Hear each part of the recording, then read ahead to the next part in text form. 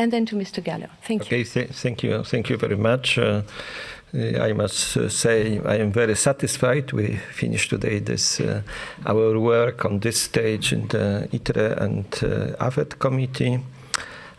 This was 4 months of very intense work and also a little complicated than usually because we had 2 leading commission, subcommission SEDE. That means also AFET, but ITRE, as my committee, where I was the main rapporteur, but also the committee IMCO, which some exclusive competences of the 3 articles. But notwithstanding this, that there was a division of the work, I would say, we work very harmonious, and I think we share all 3. Especially Mr. GAHLER, and I would like to thank you for very good cooperation, and also colleague Kiaps from IMCO. We work really harmonious together. If there are the differences, we all knew the reason why is and what is. So I would say it's a very positive also example of that. So and we. As you said already today, we have a very strong actually mandate. There was some abstention, especially in the vote of ITRE concerning the questions, because I think now all our colleagues, also political group, and really now have a precise position concerning our common defense and policy, especially in industrial aspects of this policy. What I would like also to stress that this EDIRPA is not money to buy the weapons, but also to facilitate the cooperation between the states for common procurement. So it is not the money given to the defense industry, but it is just I would say contribution to make our common endeavor more effective. And we know all how it's a very critical situation concerning the war in Ukraine. And EDIRPA had also 2 aspects. The main objective also in the future, there is a strengthening of the European defense industry. We will work on this. I think we expect that the Commission will announce its investment plan in the defense industry very soon. But on the other hand, of course, we have to deal with this very tragic situation and to replenish our stockpiles and to make our aid to Ukraine effective. And it was very important that we all shared the same understanding of the situation. So in this way we could find a really, I think, good solution. We will see. I am also very optimistic concerning our trialogue with the Council and with the Commission. It looked like the Council is more quicker than the Parliament because of the European Peace Facility, but we all know that now there are some problems. In this way, we in the Parliament we shown that we could be sometimes even more effective, even if the democracy needs time, as we all know, because it's required for the negotiation between different political approaches. So maybe I now give the floor to my esteemed colleague. Yes, thank you very much. Today's vote of Foreign Affairs and the Industry Committee on the EDIRPA regulation, it marks a historic moment for European defense and the European Parliament. For the first time, the EU is going to set up an instrument to bring EU member states closer together in defense by providing funding to incentivize joint procurement of EU member states. This instrument is not only urgently needed, but also has been long overdue for three main reasons. First, Russia's war of aggression against Ukraine and the problems arising from supplying Ukraine with ammunition and defense products has made it obvious that we neglected our defense for far too long. Even worse, Europe needs to prepare for a time of much more intense geopolitical competition and even tension. And in such a competition, military power is an essential currency, not to threaten our adversaries, but to being able to deter them in order to protect our values, interests, as well as the international rules-based order. That requires us to work more closely together in Europe if we want to fulfill our duty towards our citizens and ensure their protection.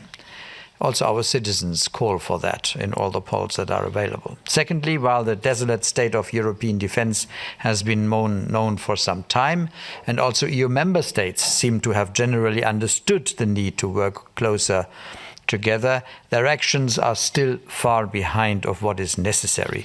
For instance, already in 2007, member states committed themselves to conducting 35% of their defense investments together. Last year, they had only reached a level of 18%. And thirdly, in order to improve defense cooperation as well as to contribute to the consolidation of our defense industry, several instruments have already been set up on the European level.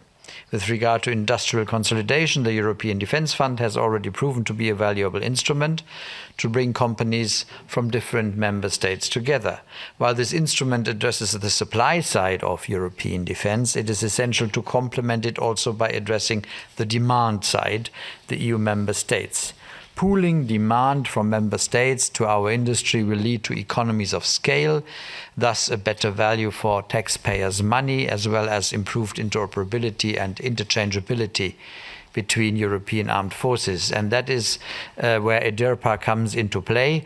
We are making a first, even though rather small, step in this direction. And I wish it would have not needed a war in Europe to come to that point, but later, better late than never. For us, also in the Subcommittee on Security and Defense, it is important that we have been involved on an equal footing for the first time with the Industry Committee in a legislative procedure related to defense that does not only allow for bringing SEDE's expertise to bear for this important regulation, but also strengthens the Parliament's scrutiny in European security and defense in the long term, especially with regard to future legislative initiatives in this field. I would like to outline some key elements. While the Commission proposed a budget of 500 million, we call for doubling the budget to 1 billion, given the need and the reasons outlined before. We also want to provide EU member states with the possibility to procure additional quantities for Ukraine and Moldova for obvious reasons, and this would support the objective of the instrument to strengthen our industry through additional demands, and at the same time it would serve our security interests, especially with regard to the current 155 millimeters initiative. And in order to encourage member states to support Ukraine and Moldova, as well as to support EU members on the eastern flank that heavily drained their stocks providing ammunition and equipment to Ukraine, we introduced differentiated caps that allow for increased financial contributions from the instrument in these cases. Furthermore, we extended the scope of the instrument to also cover combat medical equipment and added an article that obliges the Commission to take measures to foster the development of critical components coming from outside of the Union, thus reducing our dependency from suppliers outside. Once again, also from my side, thanks to the co-rapporteur and the constructive negotiations with the other groups. I would have liked also to see the support from the Greens, but that was not available. Nevertheless, I am convinced that we achieved good positions for the upcoming negotiations with the Council, and also thanks to all assistants, group advisors and staff of the secretariats who have displayed a high degree of commitment to make this regulation a success. Thank you. Thank you very much. I will now open to questions. Do we have questions in the room here? Yeah, please. Can you tell us your media and your name? Yes, hello, Camille Cerise-Gessin from Agence Op. I'm sorry, I will ask my question in French because it will be easier for me. So if you want to take your... Est-ce que vous pourriez préciser quelles sont les... Vous parliez de différenciation pour les contributions pour le soutien de l'Union européenne. Est-ce que vous pourriez expliquer, j'ai vu dans le texte que vous parliez de 15%, de 20%. Est-ce que vous pourriez essayer de m'éclairer sur ce que ça veut dire exactement? Est-ce que c'est par rapport aux fonds totaux, donc le milliard que vous proposez, ou est-ce que c'est par rapport au soutien finalement technique que propose EDIRPA? Comment c'est calculé? Merci beaucoup. Merci. Vous voulez poser votre seconde question dans la foulée, puis on fait les réponses ensuite? Sure. Aurélie Pugnier for Euractiv. I can ask it in English for me, it's easier. The first question is, if I understood correctly, there were some MEPs that were pushing for 1.5 for a budget, and you ended up with a compromise of 1 billion. Can you walk us through this decision and this compromise, is the first question. Second is, you also voted to start the negotiations with the Council and the Commission. When do you think, so is that happening, are you getting the mandate at the next plenary, and when do you expect those negotiations to start? Thank you. Thank you. So maybe an answer at least, and then some of the questions. Concerning the sum, it's right that the Commission proposed 500 million.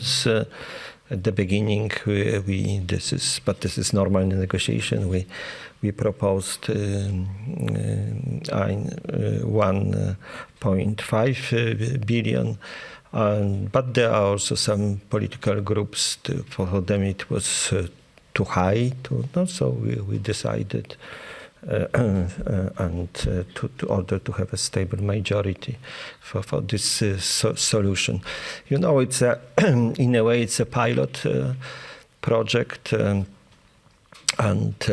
I was also main rapporteur in the European Defence Fund, and I also in EDIDP I was involved, and I know how it's sometimes takes a time, you know, to convince the colleagues that it's the right way to go in this. I hope that in the future would be easier. And of course, there's always the questions of the budget, of the money, where the money is from. It should be from margins, but there were also, of course, some concern that it can be, you know, have an impact on other our important plans. My colleague GAHLER said that we, in a way, we needed this war in order to show that the defense is something what is important. Yeah, for us, it is not something theoretical or abstract. Yeah, so this I think this is to this point, and to these bonuses, it's given. You know, we are very precise that it is not a lot of money.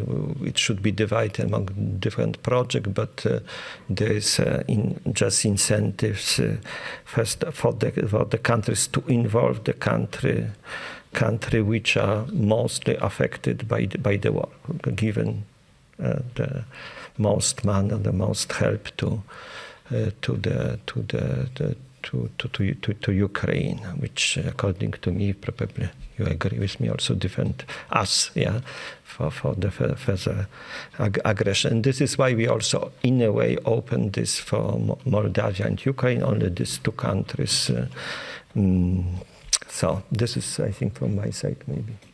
Well, yes, on the caps that we introduced, I mean, we wanted, of course, to prevent that everything is going to one major project, but so that we could definitely have a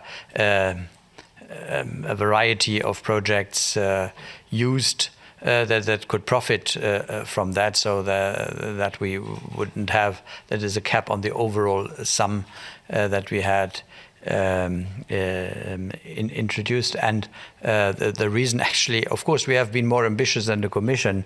That is why we started with 1.5. But I mean, realism has to prevail as well. We talked with our budget colleagues, and they said, well, there is nothing, to put it bluntly. And of course, there are other projects as well in the pipeline, allegedly, or not anymore.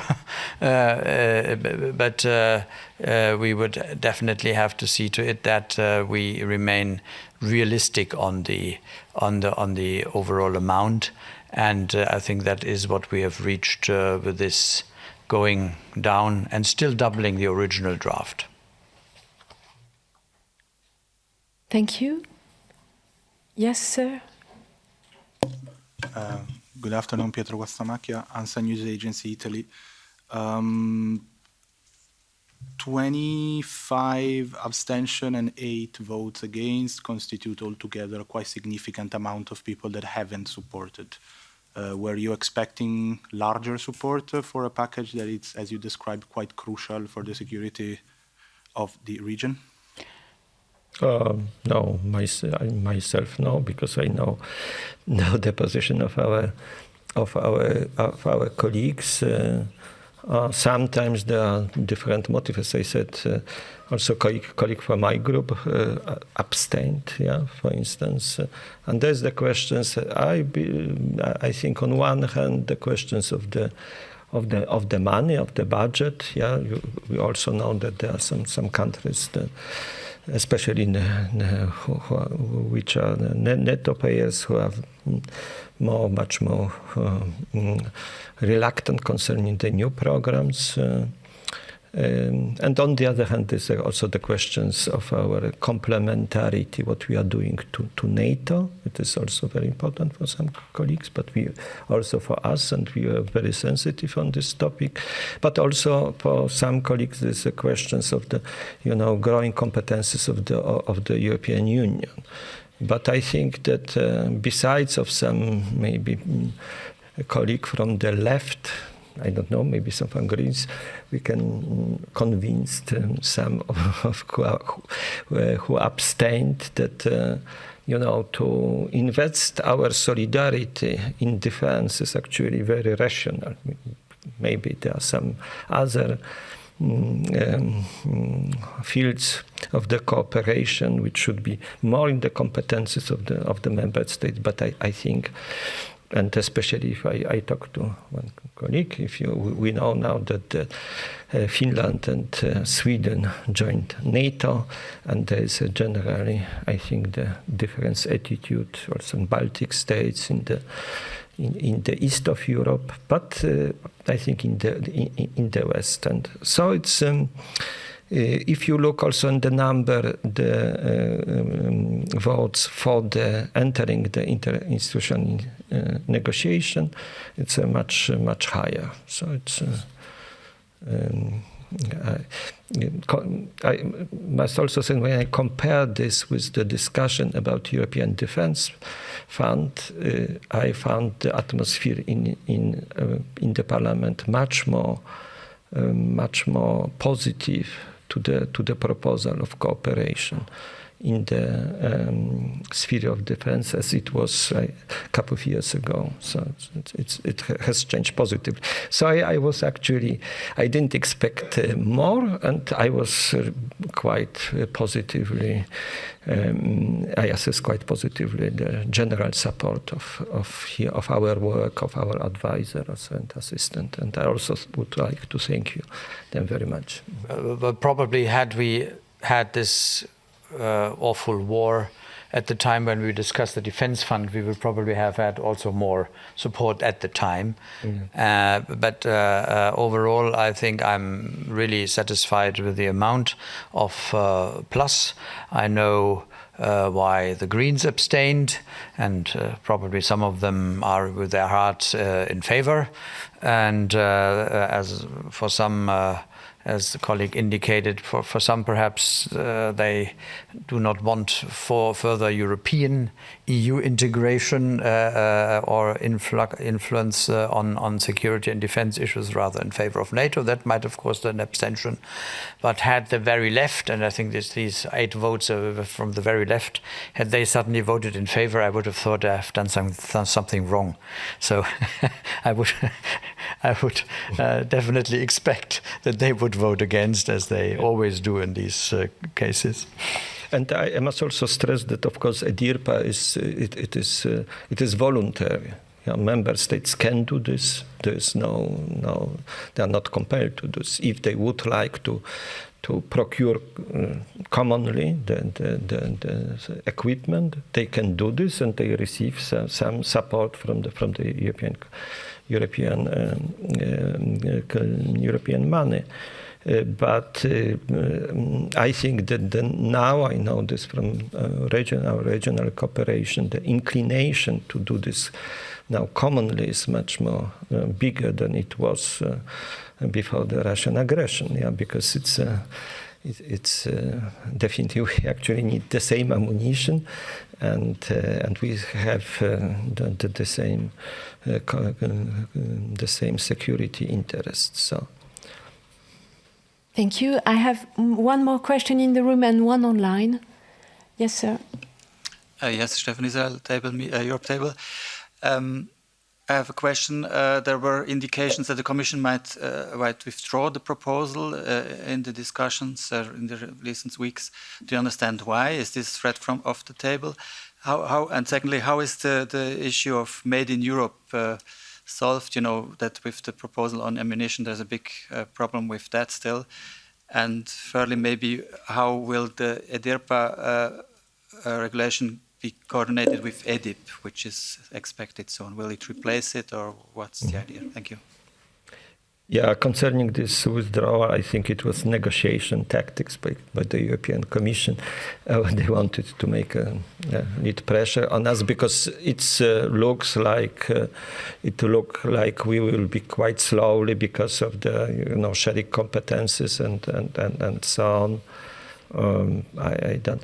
And concerning this European aspect, I think we should not be here orthodox. Yeah, we all understand that we need a production here in Europe. So when we are talking now about diminishing our dependencies in many fields, I am also engaged in the questions of energy, but also in defense industry, and so it's self-evident. On the other hand, we all know that some of our companies are very intertwined with third countries, which are our big allies, mostly United States, and they are in our product of our defense industry. There are sometimes many parts of the produced abroad. Yeah, until now. So it's we have to be realistic in security and foreign policy generally. And this is why we actually also put this. Mr. GAHLER mentioned this. That of course we would like to have the assessment. What can we replace in the future by our own production? But the cooperation in the defense sector will remain. So I think that what we achieved, it is a balance between these both tasks, the aims, what I said, to support now the Ukraine in the war, the states which support Ukraine, and on the other hand also to take into the account interests of the defense industry. When we are going now to the long-term strategy, we have probably to discuss this anew, but I think that the general condition of this policy will be the same. So and generally the same realistic approach, which I think we three represented in our negotiation. Well, just to add, I think indeed when the Parliament, once we had settled our competence issues, we were quite quick with this, with the handling. So we cannot say once we started on the substance that we had been slow. And still I understand the impatience, or in this case, even the Council had taken its position already. And insofar, given the situation, I understand if somebody is a bit impatient. But we are now where we are. And in any other considerations, would definitely now take longer to become active, and we have foreseen a retroactive possibility to make use of this file of EDIRPA. So also this discussion how to get our acts together on the 155 millimeters and so on, that could also be positively covered by this EDIRPA if member states get their acts together to procure jointly on that, and thereby profit from this as well. And indeed, it should strengthen our industry. It's an instrument for our industry. That is why there are limitations for third states. I mean, in ideal world, if we had everything, we wouldn't need this requirement that a certain percentage can also go abroad. But the reality is we haven't got everything that we need, and we haven't got it now. And insofar, I think it is a very pragmatic approach that we have chosen here. And if I may add, also one aspect we didn't mention this until now, what it is that it is also a chance for the countries which have still have this post-Soviet equipment, using like MiG-29 to change, to modernize the military or the defense equipment. This is also a chance for European industry to be competitive and to offer the best product. And this, I think, it's very important. And the other aspect which is important is to use our potential, European potential. That means there's one problem of European defense industry is very concentrated in some countries, but we all know that now, for instance, looking for ammunition, Commission Breton was in Bulgaria, and so there's also the possibility of the production in whole European countries they have in the defense industry. Just to mention how effective now defense industry is in my country. We are now selling even equipment to United States, because they turned out to be very effective in this war. And this is actually what we have, what we really do not until now use in the way of the wholly use, in the way we have to do this in future in order to protect ourselves and to be really sovereign together with our close allies and to be able to defend ourselves. Thank you. I have one more question online if you have time. Yeah. Emmanuel, bonjour. Oui, bonjour. Je poserai ma question en français. Je suis désolée, le temps que vous... Il y a besoin de traduction, donc c'est bon? Je pense que c'est bon. Ok. Donc Emmanuel Strasser pour Bruxelles 2. Merci de prendre mes questions. Je reviens sur le mandat qui vous a été donné par la Commission, les commissions. Est-ce que vous êtes mis d'accord avec le Conseil sur un calendrier? Donc avoir des précisions là-dessus. Et l'autre question porte sur la négociation justement qui va s'engager, sur les points de divergence que vous pouvez avoir avec le Conseil. Quelles sont vos marges de manœuvre et vos lignes rouges? Est-ce que le budget, par exemple, en fait partie? Merci. Thank you.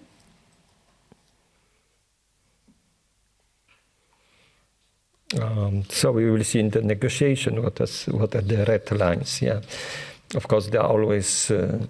In this negotiation goes in the negotiation with some very important, vital point and some not minor issue. If I read the approach of the Council General approach, I'd say it's quite close to us. So I actually do not expect any, any principal obstacles to reach the argument. Maybe the money, but this in European Peace Facility, the states decided to invest 2 billion. So why they should not support this? This is of course from the regular budget, maybe from margins and so on. I cannot now, if you ask the questions during the negotiation, and I can answer this most precisely, because we will then see what is then really for the Council very important. I think I am optimistic. We have already a provisional calendar that we probably can finish this during the Swedish presidency. At least that it was so announced. Yeah. Yeah, indeed. I think when we start next month with the Council, that should be a timeline. We have an early plenary in May, so to get the go ahead, and for the interinstitutional dialogue, trilogue, and accordingly, I hope that there will not be too many obstacles. I mean, if we look at the details, I mean, as always, there might be some who suddenly have a hiccup when they read Ukraine and Moldova, but I mean, that is not for these countries to profit from that, but it is for our member states and our industry who want to deliver additional things to Ukraine, that be facilitated, and insofar it serves perfectly our purpose, our political will to help primarily Ukraine, but also preventively Moldova to get in a better shape in this regard. So I think if there were member states who might at the beginning have questions, I think they can be positively solved. It is and remains at the end with our industry that will also be profiting from additional purchases from member states that are designed for Ukraine or Moldova. I just would also would like to mention that at the beginning you wanted also to include Georgia, because Georgia was also, should not forgot, was also object of the aggression. There's still territory occupied by Russian troops, but yeah, because of the current problems with EU, Georgia relation, and the fact that Georgia has no candidate status, at the moment there was no possible. But I think in the future we have also to think to support all democratic countries which are object of the aggression and which are candidates to the Union, or the strive to the Union. Well, thank you very much. Maybe you